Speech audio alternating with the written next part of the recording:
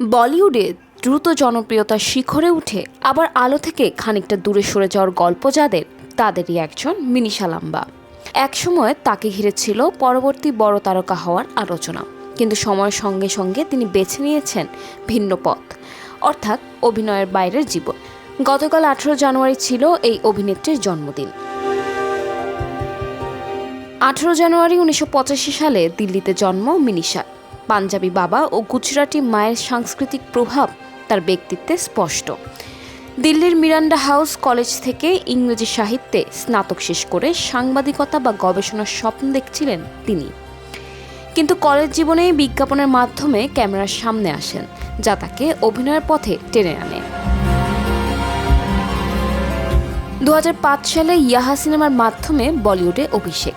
এরপর honeymoon travels private limited, Bachna Ae Haseeno, kidnap, Bheja fry 2 সহ একাধিক ছবিতে দেখা যায় তাকে। বিশেষ করে কমেডি চরিত্রে তার সাবলীলতা প্রকাশ পায়।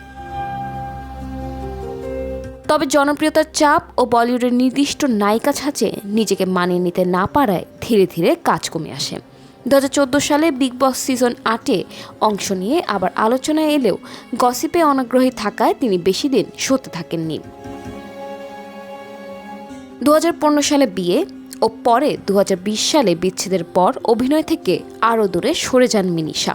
তবে অভিনয়ের বাইরে তিনি এখন একজন সফল ইন্টেরিয়র ডিজাইনার ও উদ্যোক্তা।